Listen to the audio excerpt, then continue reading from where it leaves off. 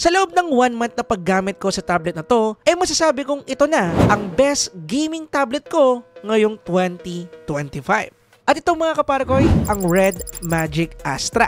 Naka 165Hz OLED screen display na may compact and ideal size na gustong-gusto nating mga gamers. May mga advanced and useful gaming features, may latest dedicated chip na Red Core R3 Pro, and syempre, higit sa lahat, naka Snapdragon 8 Elite chip. Pero syempre, walang perfect na gaming tablet at meron talaga akong mga cons na nakita dito. At yan yung isa sa mga pag-uusapan natin sa video na to. Kaya kung isa to sa pinag-iisipan ninyo o naghahanap kayo ng isang solid at totoong gaming tablet, tara, pag-usapan natin itong device na to. Simulan natin pag-usapan yung build and design. At simulan natin sa design. At kapag dating sa design neto, actually halos wala namang pinagbago mula dun sa first generation tablet nila, which is the Red Magic Nova. Totally kasi same design lang silang dalawa. Pero may mga tweaks na ginawa dito sa Red Magic at for sure nakinig sila sa community. And yung isa sa pinaka main tweak nila sa design neto, inalisan nila yung kanilang camera bump. So ibig sabihin, no camera bump na po ito. Kaya kung gagamitin natin siya sa mismong table natin, wala na siyang wobbleness or hindi na magwa-wobble dahil pantay na at completely flat yung ating likodan dito. Then kapag dating naman sa overall looks neto, typical na Red Magic design. May transparent glass bar na may RGB lighting and Red Magic word na may RGB light dito. May isang Red Magic logo sa middle and syempre hindi pwedeng mawala yung 20k RPM built-in cooling fan neto. And available na nga rin pala to sa 2-color variant, which is Eclipse variant color and yung kanilang Star Pros. Anyway, unlike sa Red Magic Nova gaming tablet nila last year, kapansin-pansin yung mas maliit na size neto ngayon. And actually, ito yung ideal size na gustong-gusto ng mga gamers out there and kasama na ako doon dahil saktong-sakto lang to sa kamay ko kapag naglalaro ko, mapa-gaming position grip or kaya normal position grip man, yung mag-scroll-scroll lang tayo, walang problema. Pero pagdating sa gaming, lalo na sa mga shooting games, na natural na nakakangawit kapag maglalaro tayo sa tablet na medyo malaki talaga yung size ng screen. Talagang ang hirap abutin ng mga buttons or yung mga controls niya, lalo na sa CODM, lalo na kung simple kayo na gumagamit ng 4-finger style. Talagang medyo makangawit kayo ng konti dahil medyo malayo. Pero dito sa Red Magic Astra, na-eliminate na yung part na yon. And yes, in terms of gaming, isa sa pinaka-need talaga natin is comfort. At kung ako yung tatanungin, mapa-MOBA game, shooting game, open world game, and also mga emulated games, walang kaproblema kung ako yung tatanungin ninyo in terms of comfort para sa screen size nitong Red Magic Astra. Pagdating naman sa portrait mode nito, actually nagustuhan ko rin dahil basic lang mag-scroll dito sa Facebook o kaya Google kung magsa-search tayo and also kung manunod tayo ng mga TikTok videos. Siguro ang need na lang talagang i-improve nila dito is yung tablet mode nila sa mga application na mas gandahan yung layout, masyado kasing malaki yung screen sometimes. So sometimes yung whole content na papanoodin natin is hindi ganun ka-fit sa screen or sabihin natin kung super fit niya to the point na medyo awkward ng tingnan yung mga contents. Yun lang naman para sa akin. Kapag tingnan naman sa build neto, meron tong aluminum frame, aluminum back, and then meron daw tong Corning Gorilla Glass front. However, hindi pa ini-state or hindi sinabi ni Red Magic kung anong protection or grade ng Corning Gorilla Glass yung ginamit nila dito. So kung meron ako information, i-update ko po dyan sa comment section. But ako nang una nagsabi sa inyo in terms of premiumness and also tibay ng tablet na to, ilang beses ko na po siya nahulog, hindi ko na mabilang, lalo na nung nagsushoot ako ng video dahil medyo madulas yung screen niya, so nag-i-slide siya dun sa backdrops ko at bumabagsak siya talaga typically. And ako na nagsabi, wala pong problema, hindi po tayo nagkaroon ng issue pagdating sa screen na to, hindi siya nagasgasan at lalong hindi siya nabasag. And speaking of screen, bili nga pala agad tayo ng tempered glass o kaya ng screen protector if ever nabibili natin itong Red Magic Astra kasi fresh from the box, wala po siyang installed or kasama man lang. So isa to sa sabi kong cons pero pwede rin naman agad natin na ayusin right away. And isama na rin natin yung pag-i-invest sa isang maganda na case. And sa loob ng 1 month na paggamit ko dito, wala pa po ako nabibili dahil wala akong makitang maganda. So at the moment, wala din ako makikita na pwedeng i-recommend sa inyo. Meron na nga rin pala tong IP54 rating kaya safe sa mga wisik-wisik ng tubig or aksidente yung pagkatapon ng kape, lalo na kapag sabo ka habang nagkakape. Anyway, isa po sa nagustuhan ko dito is yung charging button placement neto. Kaysa kasi ilagay nila sa gitna, tinaas nila ng bahagya yung charging port neto, which is I like dahil once na naka-gaming position grip tayo, hindi po yan tumatama sa mga daliri natin and also okay na okay po yung placement ng kamay. However, mas gusto ko pa rin sana kung magkakaroon tayo ng option na meron tayong USB Type-C dito sa bottom part dahil mas okay yun, lalo na kung gagamitin natin tong tablet na to ng pangmatagalan which is build naman siya para doon. Ang gusto ko kasi dapat nandito na lang sa ilalim para meron tayong option, lalo na kung gagamit tayo ng mga phone cooler or kaya kung gagamit tayo ng bypass charging if ever na maglalaro tayo dito ng sagad-sagaran. Okay naman yung placement nila sa kanan, but sometimes natatamaan ko pa rin sila, pero at the end, mas gusto ko pa rin sana na meron silang ilagay dito sa ilalim kagaya na lang ng Lenovo Y700, which is isa sa pinaka nagustuhan kong part or feature nung nagamit ko yung tablet na yun. Yun nga lang, hindi natin nagawa ng review dahil limited lang yung time ng paggamit ko sa kanya. But I hope sa susunod or third generation ng Red Magic gaming tablet, malagay na nila to dito, at wala din naman ako mga nakitang abang na pogo pins para sa mga upcoming peripherals sila, so I hope magawa nila to ng paraan in the future. Anyway, dahil nasa charging port na rin tayo, next natin pag-usapan yung battery nito. Meron tong 8,200 mAh battery capacity na medyo mababa unlike sa 10,100 mAh battery capacity ng Red Magic Nova last year. Pero reasonable and expected dahil una, mas naging maliit ang Red Magic Astra, and pangalawa, hindi pa rin silicon carbon battery yung ginamit nila. But actually, mas okay pa yung battery capacity nito unlike sa ibang mga smartphone out there, and also sa Lenovo Legion Y700 2025 dahil nasa 6,000 plus lang yung capacity nun. And actually, okay din naman yung battery performance nitong ating Red Magic Astra, although dahil nga gaming phone to, hindi natin siya pwedeng asahan sa endurance test dahil nakakuha lang tayo dito ng 6 hours. Pagdating sa ating PC Mark battery test, take note na naka-open po yung ating cooling pan yan nung ginagawa natin yung testing. Pero pagdating naman sa ating extreme gaming test, nakakuha tayo ng playing time na 5 hours and 15 minutes sa tuloy-tuloy na paglalaro. So pinapakita dito na kung usapang gaming lang, walang problema, tatagal at tatagal yung battery neto. But kung sakali man at malamang magagawa mo na madrain yung whole battery neto sa paglalaro, meron naman tayong bypass charging para makapaglaro tayo ng tuloy-tuloy. At yun yung hindi pwedeng mawala sa mga gaming tablets and also gaming phone na gaya netong Red Magic Astra. Anyway, next naman natin pag-usapan, which is yung isa sa main reason kung bakit ka bibili ng tablet na to, ay yung kanyang display. Unlike kasi sa legendary Lenovo Y700 2025 version,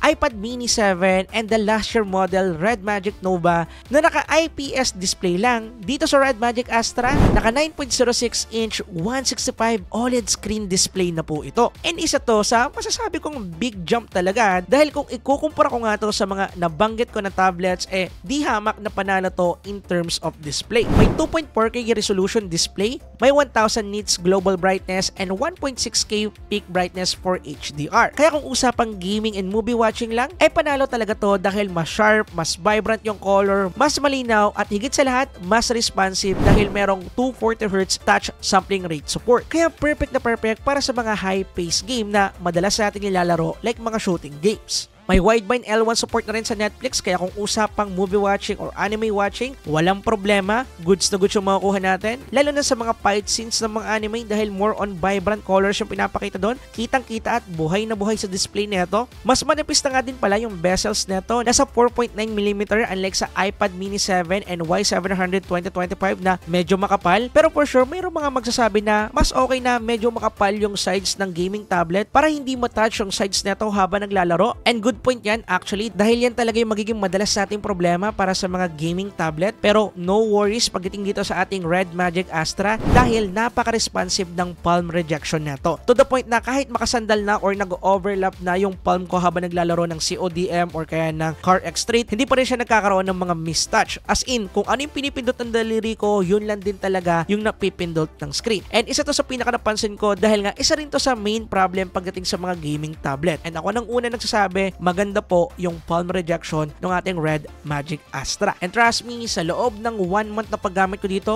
wala po ako naging problema pagdating sa tablet na to. Kapag dating naman sa speakers neto, unlike sa Red Magic Nova last year, meron yung quad stereo speakers. Pero dito, nasa dual stereo speakers lang tayo. Pero reasonable na rin naman yan dahil nga kagaya ng sinabi ko, mas compacto, so mas lumiit, kaya mas konti na lang din speakers yung nilagay nila. But ganun pa man, malakas at immersive pa din yung sound na napoproduce neto. Kaya panalo pa rin kung ako yung tatanungin. Lalo na kung gagamitin natin yung speakers neto habang naglalaro, rinig na rinig mo talaga kapag nakapatay ka at namatay ka, mga ganong moment. And also syempre, kapag magpapatugtog tayo ng mga favorite nating music, kahit hindi na tayo gumamit ng mga external speaker, walang kaproblema. Anyway, move na tayo dyan at ngayon naman pag-usapan natin yung main reason kung bakit ka nga ba bibili ng tablet ito. At yan yung kanyang performance. Again, naka-Snapdragon 8 Elite chip po ito na may max clock speed na 4.32 GHz na may GPU na Adreno 830 and included ang LPDDR5X RAM and UFS 4.1 Pro storage version, which is ang pinakamaganda na chipset na pwede nating mabilit sa market so far. And nakakuha tayo dito ng 2.6 to 2.7 and 2.2 benchmark score. At kung titingnan natin yung GPU part, nasa 1.1 million yung score niyan, kaya makakaasa tayo na makakakuha at makakapag-unlock tayo dito ng matataas na graphic settings. Meron na rin tong extra gaming chip which is the Red Core R3 Pro and improved version yan ng Red Core R3 before, and ito yung chip na nag-handle ng mga gaming features na meron tong device ito, gaya na lang ng graphics enhancement, frame interpolation at iba pang mga gaming enhancement na meron sa tablet na to. So lahat ng pwede nyong gamitin, yes, siya po yung nag-handle. But syempre, kagaya lagi ng sinasabi ko, expectation setter lang to mga to. Yung pinaka-need talaga natin makita dito ay yung kanyang actual performance sa mga game na madalas nating nilalaro. At ito yung mga tinesting naming game. Unang-una, naglaro tayo dito ng Genshin Impact. And then dito, sinet-up natin at sinalang natin siya sa pinakasagad na settings niya, which is highest graphical preset settings and then 60 FPS combo. And pagdating sa naging gameplay natin dito, kahit na tablet po ito dahil magkaiba kasi ang hatak ng power and also ng performance ng isang chip, pagdating sa isang smartphone and also tablet, nakakuha pa rin tayo dito ng solid and maintaining 60 FPS. Actually, napaka-maintain niya kung titignan natin dito sa ating FPS meter, pero nang tingnan namin yung record, bumababa siya ng 59 FPS. But actually, consider at 60 pa rin yan. And yes, kung usapang Genshin Impact man dito sa ating Red Magic Astra, sisiw na sisiw, walang kaproblema, goods na goods yung performance natin in highest settings. Available na nga rin pala sa Genshin Impact yung game interpolation feature nila na kung saan kapag inactivate natin, meron tayong 120 FPS pagdating sa Genshin Impact. And yes, pagdating sa naging performance neto dito, okay na okay, smooth, solid 120 to 121 FPS, maintain din same nang walang gamit-gamit na game interpolation. Pero ang tanong, pwede ba nating ibabad na gamitin yung game interpolation feature? Iinit ba to? Mamaya pag-usapan natin sa temperature part. But just I said, using this, yes, solid 120 FPS. Pagdating naman sa mga MOBA game, minax out settings natin. Pagdating sa ating Wild Rift, naka-max out 120 FPS and then high graphics. Pagdating naman dito sa ating MLBB, naka-max out or ultra settings naman tayo sa graphics, pero pagdating sa ating FPS, at the moment hanggang super lang siya, meaning hanggang 90 FPS lang yan. Pagdating naman sa ating HOK, naka-max out settings din. Then pagdating sa naging performance ng tatlong game na to, actually napaka-playable nila at walang kahirap-hirap. Actually, hindi naman ganun talaga kabigadan itong mga game na to, kaya maning-mani lang dito. Yun nga lang, optimization yung kinukulang talaga dito sa Red Magic at the moment, dahil hanggang 60 FPS lang tayo sa MLBB at saka 60 FPS lang din sa HOK. Pero pagdating naman sa ating mismong Wild Rift, nasa 120 FPS tayo dito. Ang naging problema lang talaga natin pagdating sa HOK at saka sa Wild Rift, pagdating sa HOK actually medyo surprising dahil nasa max out settings tayo dito. So I think kinakailangan ng improvement pagdating sa side ng HOK dahil nasa kanila yung issue pagdating dito. And ganoon din yung feedback ko pagdating sa MLBB dahil alam naman natin na capable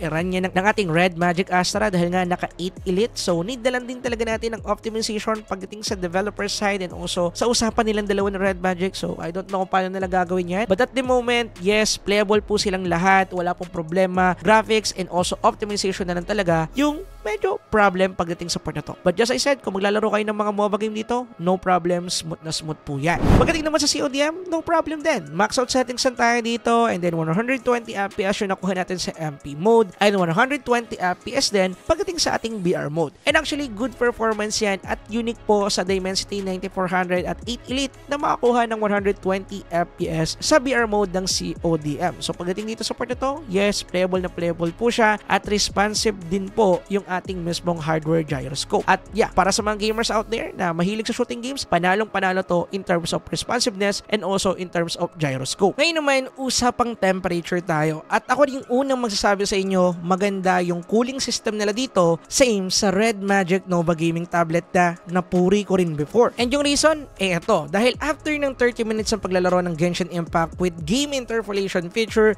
umabot ng 42 to 43 degrees Celsius lang yung nakuha nating temperature temperature doon sa part na kung saan naka-place yung CPU. But pagdating sa overall body ng mismong tablet, walang kainit-init, naglalaro lang ng 35 to 37 degrees Celsius and pumapalo sometimes ng 39 degrees Celsius, pero hindi ko siya nakita na nag-reach ng 40 degree Celsius. And after din ng 30 minutes nang hindi ginamit yung game interpolation feature and max out settings din ulit dito sa ating Genshin Impact, wala din naging problema. Goods din yung nakuha nating temperature, naglalaro ng 41 degrees Celsius sa ating temperature part, and then naglalaro naman ng 34 to 37 degrees Celsius din yung whole body neto. And halos the same lang din yung mga nakuha natin temperature sa iba pang mga game, kagaya ng mga MOBA games. Nag-average lang ng 35 to 37 degrees Celsius doon sa ating CPU part nung nilaro natin tong mga to. And take note, tuloy-tuloy po natin silang nilaro nung sinalang namin to sa gaming test to, so dapat iinit yan, pero kung makikita natin dito, maintaining sila. And ganoon din sa CODM, naglalaro lang ng 34 to 35 degrees Celsius yung nakuha nating temperature, and take note sa CPU part pa po yan. And naging possible lahat yan dahil ginamitan na nila to ng latest and upgraded cooling system nila from last year Nova gaming tablet, and yung ginamit din nila sa Red Magic 10S Pro. And tinatawag nila to na Enhanced IceX cooling system. Bale, combination to ng mas malaking vapor chamber, meron na ring built-in cooling fan, at meron tong internal air duct dahil wala tong external vent, kaya yes, internal cooling lang. Ginamitan na rin nila to ng liquid metal 2.0 na hindi eksaktong naka-place sa ibabaw ng chipset, pero ganoon pa man, kung makikita ninyo sa naging effectivity nito sa kanyang thermal, panalo naman. And in overall, in terms of performance and also cooling, panalo itong ating Red Magic Astra kung ako yung tatanungin. And para matesting itong performance and cooling solution niya sa ibang mga game, ginawa na namin to ng extreme gaming test, and don't worry, ipapublish din agad namin yung video after naming ma-post itong full review, kaya abang-abang kayo dyan. Anyway, usapang software naman. Bale, ginamitan to ng Red Magic OS 15.5 at under to ng Android 15. Bale, same as before, dahil nga gaming brand sa Red Magic, more on gaming features yung pinaprioritize ang software nila, and malinis na rin, halos wala ng bloatware, tanging yung mga built-in application na lang nila yung natitira dito, pero yung mga third-party app, automatic na wala dito. And in terms of overall experience ng UI nito, actually, goods na goods na siya kung ako yung tatanungin. So in overall, pagdating sa software experience ko sa kanya, wala naman akong masasabi. Same pa rin ng mga Red Magic phones na nahawakan ko and Red Magic tablets na nagamit ko. So wala tayong masyadong masasabi dyan. But pagdating sa software support update, wala pa akong nakukuhang information sa loob ng 2 months sa paggamit ko dito kung hanggang ilang taon yung limit niya para sa software update. So abang-abang na lang siguro tayo sa update. Siyempre, kahit na gaming tablet to, pag-usapan pa rin natin yung camera. Meron nga pala tong 13 megapixel camera sensor para sa kanyang main, and then 9 megapixel sensor naman para sa kanyang selfie camera. At yung nakikita nyo nga pala ngayon na video is shoot dito sa kanyang selfie camera, and also yung audio rin na naririnig ninyo is galing sa built-in microphone nitong Red Magic Astra. And gusto ko lang din nga palang linawin at unahan ko na kayo na hindi ko madalas nagamit yung kanyang camera dahil nga isa tong gaming phone, so most of the time ginagamit ko lang siya para maglaro and also gumawa ng script sa nakalipas na 2 buwan. So most likely yun lang yung pinagamitan ko dito, pero meron pa rin naman tayong mga sample photos para sa camera nito. So ito siya, check na lang po ninyo. Hey, stick to the code with the coast of my pros. I don't play by the rules, I switch up the flow. Ay, chill on the weekend, get X's and O's. She in love with the kid, I ain't texting the phone. Rocky Gianni got filming his gold. I was packing for Cali, ain't bring me no clothes. Plus that I'm copping a fit off the rip. Met a chick from the net, you know it's a switch. Face on me quick, so I know it's legit. After we fuck, she meet up with her friends. They like what happened, you glowing and shit. Cracking the game, got the codes and the glitch. Nga pala, ito yung mga bagay na hindi ko nasabi sa video. Unang-una, meron tayo ditong fingerprint button. Unang-una, meron na tayo ditong built-in fingerprint na kasama dun sa ating power button. And then, meron din itong responsive at napaka-okay na gyroscope. Pagdating naman sa mga cons, unang-una, wala tayong expandable storage or memory card slot. So, para sa mga tao dyan na mahilig maglaro ng mga mabibigat na game, go for 512 variant niya. Pangalawa, wala tong SIM card slot dahil Wi-Fi based only lang po ito, which is natural para sa mga gaming tablet, pero para sa iba na gustong gamitin yung tablet nila para sa mobile data, hindi po possible dito. Next naman is yung kanyang basic camera setup, which is normal naman para sa mga gaming tablets, pero need ko pa rin i-point out. And lastly, yung kanyang single na charging port. I hope sa susunod magawa na nila to ng side charging ports, same na nasa Lenovo Y700 nila, dahil maganda talaga yung ganun para sa kapag naglalaro tayo, wala nang sagabal. But in overall, kung ako yung tatanungin kung usapang gaming talaga, cooling efficiency and also performance niya, syempre one of one, marirecommend ko itong Red Magic Astra. And yes, may mga cons siya na nakaakibat dahil hindi nga naman talaga perfecto ang gaming tablet na to. And kahit anong mga tablets out there, may mga cons sila. nila. Ngayon, mamimili na lang kayo kung anong cons yung okay or acceptable sa inyo. Anyway, ilalagay ko po yung link nito dyan sa description down below at saka syempre dyan sa ating pin comment section. Anyway, dito ko natatapusin yung video. Maraming salamat sa panonood. Peace out. Let's go.